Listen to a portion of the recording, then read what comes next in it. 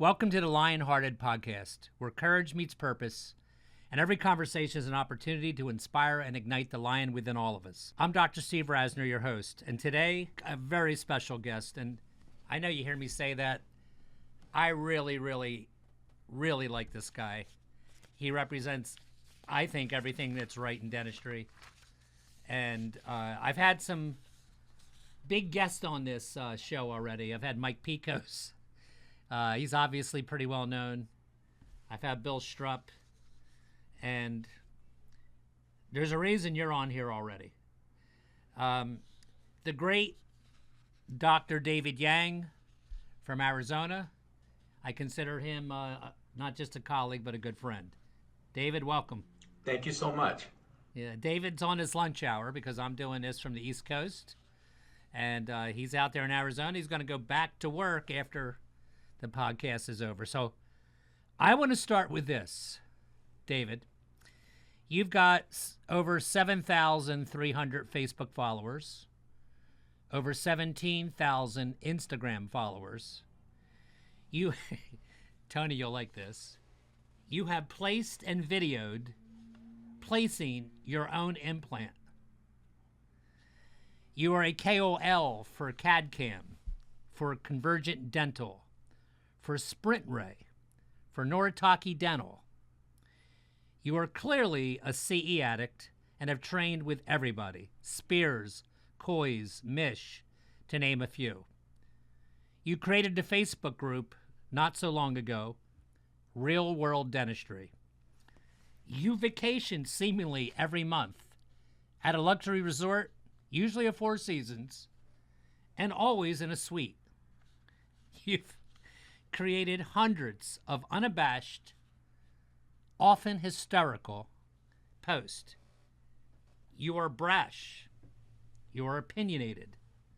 And I love this. You're unafraid. Let's start with a pretty unfair question. Who the hell is Dr. David Yang, and why? Like you said, I am opinionated, and my wife, Felicia, she's actually the one who really got me on the internet, and she says, she told me, you got all these things to say, you need an audience, and you need to go do it there, because I'm tired of hearing 3 to 5 hours every conversation is about dentistry. So that's about it. I don't consider myself anything special. A lot of the CEs is because I need it. Some people are just born with the smarts, whereas I need more help. So more C's I take, better I come. So, and more confidence I gain. So that's just me in a nutshell. Oh, no wonder everybody loves you. I mean, he is a guy to admire. Well, if you're going to go like that, then I'm going to have to dig much deeper with you. So I'm going to ask you this. This is what I want to know. Let's start with this, and then I'll go backwards. I don't know how many thousands of people saw you place your own implant. Artificial intelligence is becoming a part of everyday life, and it is gaining popularity as a tool for dentists to use for procedures like dental implants. Earlier this week, one Flagstaff dentist took the use of robotic technology to a whole new level. Elliot Polikoff joins us with more on this. Dentist, he gave himself a dental implant. How do you do that? Yeah, it's pretty wild. I mean, Jamie and Yetta, it's not too often that you hear something like this, but you can definitely hear of that people using robotic technology for a whole bunch of stuff. But on patients, I don't know, maybe. Tuesday, Flagstaff dentist David Yang, he became the first person to ever give himself a dental implant, though. And the craziest part, he wasn't even nervous about it. What did you do? That's the question Flagstaff dentist David Yang has received over and over from friends and family. People who don't understand the product look at it and go, that guy's crazy. Even Yomi representatives had hesitations. They're like, we're going to have to talk to legal about this. But after Yang dug a little deeper into this Yomi technology, not to mention using it on several of his patients, the decision to use it on himself wasn't difficult. The robotic system allows us to be more precise. No chance of having something malfunctioning or having damage to the patient. It's basically all taken care of. For those who are thinking it was just Yang in a room with the Yomi machine, not quite.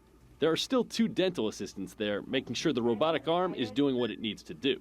But thanks to 3D imaging and a tracking arm that moves with the patient, all David had to do was say a few words and allow Yomi to do the rest. He will lock you into place. And then the Yomi will tell you, hey, I need you to basically move, 20 degrees toward the patient's head, left, right, wherever he needs to go. And when it gets to the exact plant site that I have a trim implant, it'll lock itself in. On a scale of 1 to 10, Yang says the level of pain after doing his implant was a 0.5. I had a nice steak dinner last night. At this point, it's hard to find many negatives with the Yomi technology. So does this mean dentists could eventually be out of a job? Still does not replace us. We are the ones who's feeding the information where we want the implants placed. Once that information is entered, though, it could be more of a hands-off approach for dentists moving forward. Less discomfort, accuracy. Those are all the things that, as much as I would like to say I am good at, but I could never do exactly what this machine does. Okay. So how did that happen? So you're driving to work one day and you said, I need an implant, and hell, I'll just do it myself and I'll film it. Yeah, well, I Which tooth was it, by the way? tooth number 30. Okay, and it had been extracted, Yes. obviously. I didn't remember. I had a root canal ahead. that failed after like 18 years, so it was extracted and grafted, and I was kind of trying to figure out, I don't love dentistry, so I was trying to figure out how to do it on my own. But I think medicine in general has changed over the years, and now things that when I graduated, things that we talked about, things not to do, such thing as self-promotion and things like that, are no longer true today. So I was approached by Neosis about purchasing our first, robotic system in dentistry, which is Yomi. And when I researched it, I really believed in this product. But having said that, the cost really, as a GP, it shook me. I tried to buy, almost everything that I could get my hands on, so that makes me better. But this was, just another level on as far as the cost goes. So, I needed to figure out a way to justify getting this in my office and creating some kind of a buzz in my community. And, I thought, I really need an implant on number 30. And, my wife, she's always in the background helping me. And she's like, you know what? I'm going to contact a newspaper. I'm going to contact the TV stations. They'll be all there when you place your own implants. I'm like, great, what could possibly go wrong? So, that's how it came about, because, it's not just these days enough to have something in your office. These technologies are great, but if no one knows about it, I mean, what's the point? And so, honestly, I saved money by having that thing and being able to get it out in the media, because I did not need to advertise for almost like 2.5 years before I put anything up, because I was having, people were watching it, people were word of mouth. So it has really been a great generator, for my practice.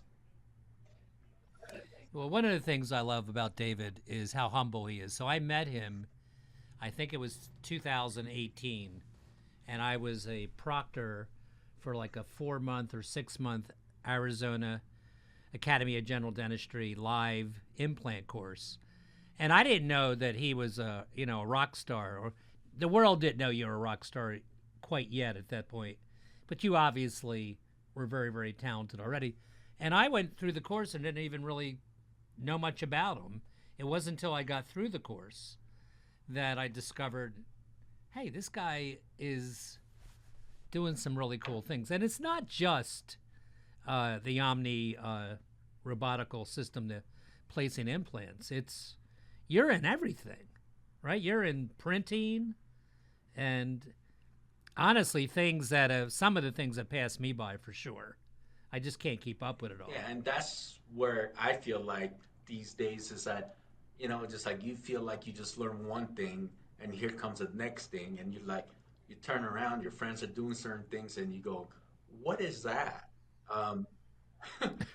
So dentistry it's hard to keep up, and really, when I graduated, they said you can't do everything. You can't be an expert on everything. Go and try to find your focus. That is very true. But having said that, I am the typical, I like my hands on everything. It's fun for me because people talk about, oh, I get so burnt out of dentistry doing the same thing. I'm like, literally day to day, my day is completely different. And it's exciting. Yes, true. I'm not master of, as they say, master of none, but I really enjoy that aspect of dentistry, always learning and always thinking about, what's my next step because it's not doing the same thing. Um, and that's another reason why I end up loving doing the same thing. It's like, doing the crowns and doing the implants because I'm not doing the same thing every day. When I get to do these things, it's exciting for me. Probably, I would guess, if I had to, 70% of the people that have followed me at this stage that are involved in social media know who you are. And my question for you is, I'm sure, and by the way, guys that listen to me weekly, I mean, what you're hearing here, seriously, you could call it and slice it any way you want. Like David Yang, plays his own implant. He's very involved, and that's the tip of the iceberg. He's very, I mean, if you ever watch him on his Real World Dentistry, which is his Facebook group, or just watch his post, like he's the guy that will show you, and I love this about you, Dave, that will show you real life. It's not Frank Spears, but who is, right? But it's real nice work. And you're the guy that will tell a story about a guy that's moving across country in a week, and he wants 4 crowns done, or you'll do a root canal and a crown, same visit, very, very quickly, way out of what I would do. And it's his passion, it's his love, it's his dedication to CE that I admire so much. And I know a lot of you guys, we all love it a different way, and it's a cool thing for us to be on the same page, whatever form that is. What I want to know, and I bet some of these people that follow you want to know, and I've never asked you this. I've had dinner with you multiple times, but I never asked you this. How do you find the time to work like you do? I mean this. Post all the time, take courses. I mean, if you watch this guy for 2 weeks, that's what you see. And then you sneak in like a thing when you and Felicia and Baron, go to another suite. Do you, honestly, do you sleep like 5 hours? Is that sleep. The thing? But I've always taken, my background is, my parents are typical workaholic Asians. Work 6-7 days a week. Growing up until I graduated from high school, we took one family vacation. We went to the Grand Canyon. So when my son, I wanted his life to be different. I wanted our lives to be different. So, I went from working the, 250 days a year to, half of that. And, when I go ahead and, I always need my batteries recharged, maybe more than some others. So even finding a quick weekend getaway does a lot for me. Because when I'm, like the staycation doesn't work. When I'm at home, there's always something to do. Practice is like a mile away from my house. So you get the phone calls, or I just need to run in and print this or do that. So I need that time away, get away from my small mountain town, and that gives me the battery to recharge and go. And and one of the reasons I do post a lot of things, but I do not, I guess, make it Instagram worthy, making it pretty and all that stuff, because I don't have time to do it. So literally, like, I'm posting as I go. It's like I go ahead and do a root canal and crown. I'm taking pictures as I'm going, and then I'm loading those things up as soon as it's ready. And sometimes, certain things are not great, but that's real life, and that's how dentistry goes. Nothing is, you know, as much as we like things to be perfect, it's not. So my cases sometimes they're, they look decent, and other times they're like, Dave, what is wrong with this part? Yeah, exactly. I agree, but this is what happened today, and this is the reason why.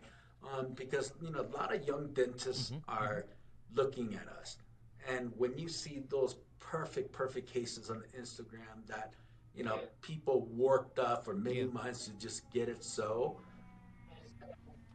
And you Yeah, send back to the and it lab just 4 times. yeah, and it doesn't work. Right? It worked.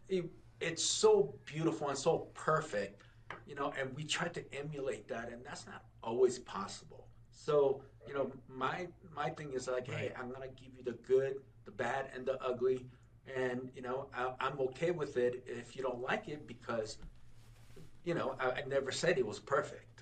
You know, this is, I'm gonna share you my mistakes Well, along the way.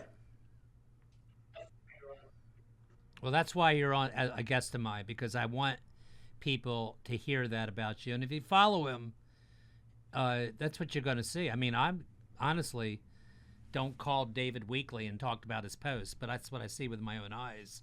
Just real life dentistry. I've never seen you post anything that I said that I thought was not acceptable or better. I mean, and my personal dentistry is the same. I don't have time to do podium cases in my real life Yep. practice, right? So so again, I try to ask questions, David, that I think my followers or whoever watches The Lionhearted are thinking. When did it, like, because somebody's out there right now that's been out for 3 or 4 years that knows you, and so there are knows of you, and they're blown away by, "Oh, I can never get to that. He knows laser, he knows endo amazingly well," which you do, by the way. He knows how to print. Like, so you get out of dental school. Do you jump right into CE? I mean, what was your So journey looking like? I've never been. Always been a good test taker, but I've never been a good great student. Just middle of the road. And, you would not find me getting any kind of awards through dental school. I did one place I did excel on. It was in the lab and working on patients, but I wasn't the guy who the school's gonna put front of their front of the school and represent them. That I'm the kid that hide in the back Right. for sure.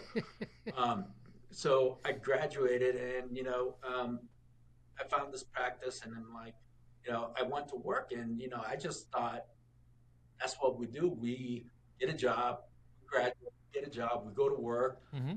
and just live a happy life. Um, 3 months in, I've quickly found out there's three of us here. The owner, who did beautiful, just everyday dentistry, and then we brought in another general dentist, but he was more focused on doing our cosmetic cases. And then there was me, just kind of to fill in and taking on the patients that they couldn't handle because they were so busy. Uh, and one day I went home and quickly figured out that I'm the third best dentist in practice. I'm 3 out of 3. I'm the guy who nobody wants to see, and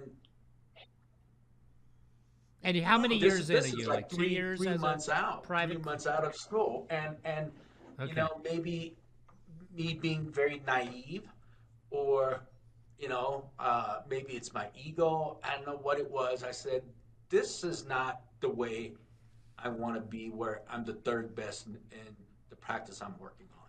So I went up uh, to the dentist who's coming in doing these amazing cases. I'm like, I mean, how do you do that? That's not something ever taught in dental school, or I just missed it because I couldn't do that. I mean, he's opening up, vertical, doing, full mouth rehabs, and he said, well, these are some of the centers that I trained at, and pick one and go. And so that's what I did. So I started out with, I took a couple of traveling spear courses because he was going from like Vegas to Boston back then. Um, then I went to Dawson, see Pete, and just kind of got engrossed in that, and went through the entire Dawson curriculum, and suddenly I went from a guy who skipped every class to wanting, being thirsty for Yeah. learning. So that's it. That's amazing, Dave. That's exactly my journey, by the way. It's what you said up to this moment. In dental school, I was extremely average, and it wasn't until I got to the clinic, and it was because I was a psych major in college, and I just took the electives as sciences because I didn't know what I really wanted to do, and so when I got to dental school, I got blown out the door because you know how you got to take like 12 histology courses, and anything with an ology you take the first year or two, and these guys were all biosci students, and plus it was Penn, and they were really smart anyway, and it was and by the time I came up for air, I couldn't see the back of the room, and then I got out and I said same thing, like I'm in where I practiced, I'm in the county of where I was first went to be a dentist, and I felt, oh my God, this is it. That's there used to be a song, that's all there is. All right, this is what I did, and exactly those people that you mentioned, for me it was Spear, it was Dawson, and it's cool to hear you mention that because it's kind of like, as a clinician, the Marine boot camp training. Like if you went to Dawson, if you went to Spear, if you went to, and Spear did not have the Spear Institute yet. So you're right, I caught him traveling too. And then of course John Coy's, I know you are very active there and you train there, and so you're still a CE junkie, Yeah. right? I don't want to mean, get still left do behind. Not yet.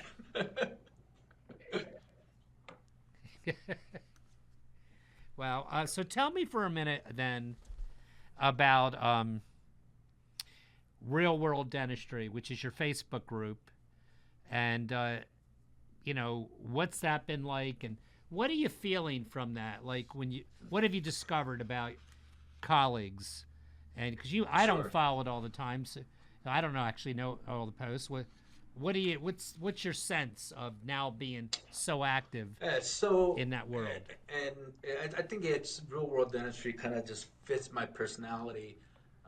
Before we opened that up about a year and a half ago, I was on multiple different sites, and posting cases and just posting different stuff every day. Then but I felt a little bit, am I intruding in this person's group? Because I was posting so much different stuff. So, and actually, one of the reasons we opened Real World Dentistry was because of you, right? Felicia and I talked about somewhere down the line, possibly, doing a Facebook group. But I just didn't know how many people would join. I'm thinking, maybe I'll get a couple hundred friends of mine, and you'll be a place where we can, not only share cases, but have some stress relief in, doing everyday dentistry, because, we are under a lot of stress. And then you and I went out to dinner with our families, and you brought it up, and Felicia said, "This is a sign. This is you are meant to open up this Facebook group." And we even talked about, like you asked me, like why, what would you do? What would you call it? And we were just talking, and somewhere down the line we said something about doing like real world dentistry, and you said that's your name, that's your group. Honestly, that's exactly how it happened. I love these stories. I love these stories because I don't remember them. Yeah. I remember having dinner with you, and I remember telling you, you have arrived. You need to do something out there. People need to know more about David Yang because you're an asset to dentistry. Thank you. I do. I feel that way about you, and that makes me really happy. I love when I don't remember good things I've done. Yeah, that's it. That was basically we went home and said, okay, let's open it. Obviously, I think, being the personality of most of us, we don't want to fail. It is like you don't want to open up something, and even small things as a Facebook group. I just thought, well, I really don't want to open up and then, have like 50 people and it basically dies down. But, we've had a lot of support and, achieved over 7,000 followers in, year and a half or so. So we're blessed, and we're still growing, and people are just hearing about us new. So I'm very happy about it. Yeah, follow-up question to that dinner. Am I an administrator in that group? Yeah, Don't I get things I from put you on there. I don't even know what the role of the administrator is, by the way, but he obviously doesn't need me to be successful. It's already grown quite well. I know exactly what you're saying about starting something, even as seemingly simple as a Facebook group. You don't want to fail. You're riding this groove where you become a KOL for multiple companies. They don't just pick anybody. And now I think I'll go and do what Rasner said. I'll start a group. I am thrilled that you're doing great. Thank you. Well, that makes me happy. That's awesome, man. Which brings me next to this, because I know you're on your lunch hour. And I want to be respectful to that. And so what about this? And really think about this as you answer it.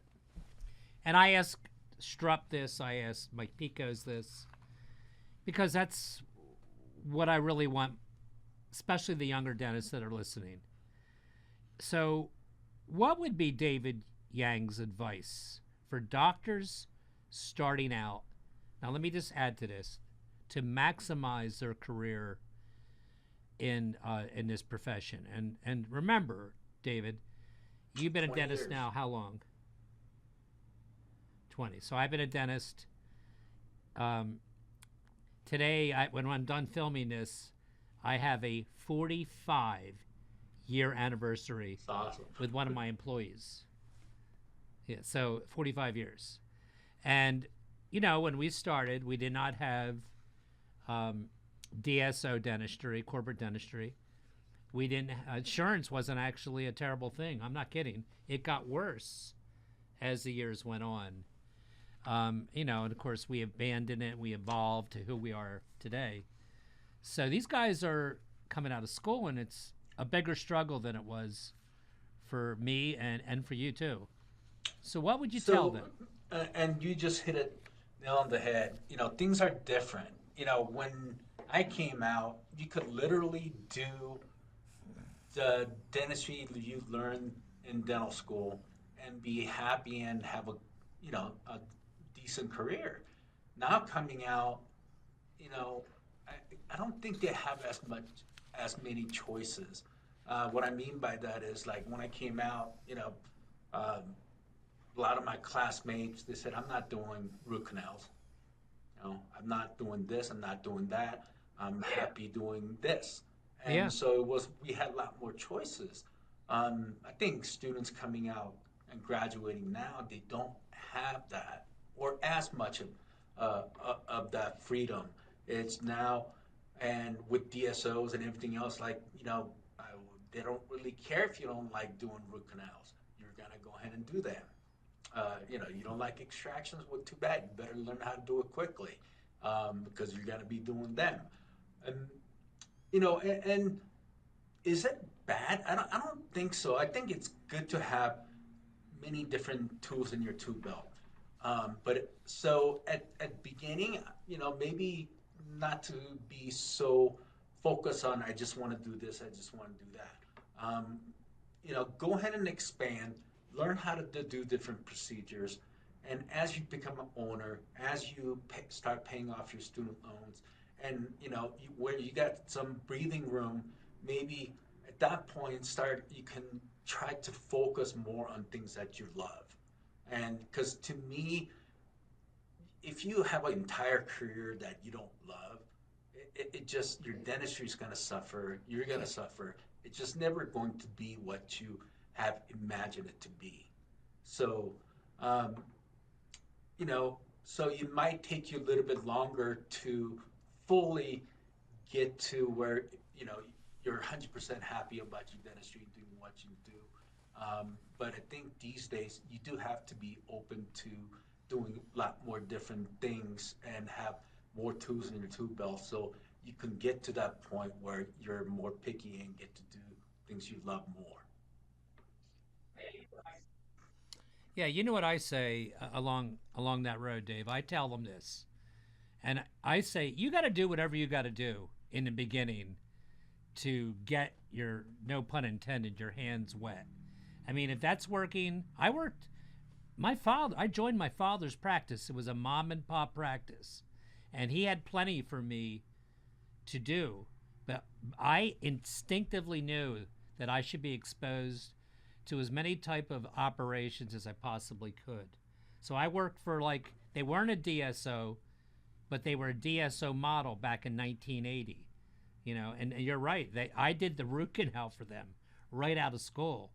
And I got fired because I refused to do a root canal on a tooth I didn't think needed it. And I worked there, and I worked at 2 other offices.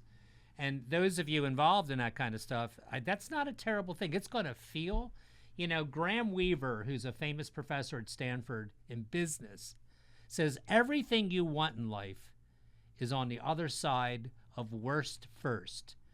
You're going to go through stuff. It's just, we all do. And then I say this also, and I know I bet you would agree. I tell everybody, like, live modestly. Like, don't buy the big house and big car right away that the banks will now lend you once you have the DMD after your name. But if there's one thing I would borrow for, is soon as you feel capable, is I would put CE on my things to do as soon as you get out. Because you just don't know it. I think they're less well trained today because of lack of patience. A lot of people are doing work on, dentiforms or mannequins and stuff like that. Is that what you see over on the West Coast? It does depend on schools, but we are hearing so many of, like, they're graduating, have never done a molar root canal. And I'm sitting there going, I don't even know how that is humanly possible, but it's happening. And so there are, unfortunately, especially people who went through the pandemic and their school was basically closed for 2 years. Oh, God, yeah. And they're graduating, and I haven't done a partial denture. What do you mean you haven't done a partial denture?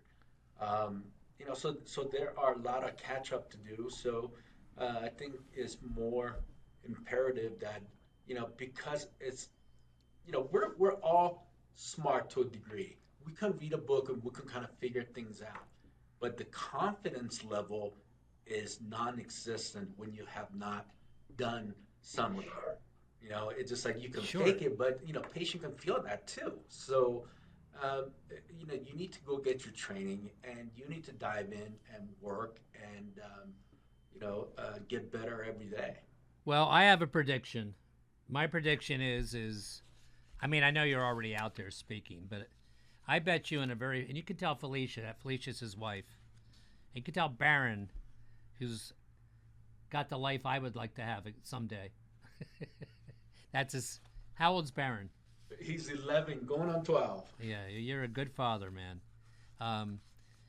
I would tell you one day soon you're going to see his name everywhere in terms of, because you have a good way of communication, and you have a lot to say. And I don't have the time for BS. I mean everything I say, and that's why I wanted you on this podcast. And I think you're a credit to your generation of dentists. And I, for one, am glad to call you my friend. So I really appreciate you.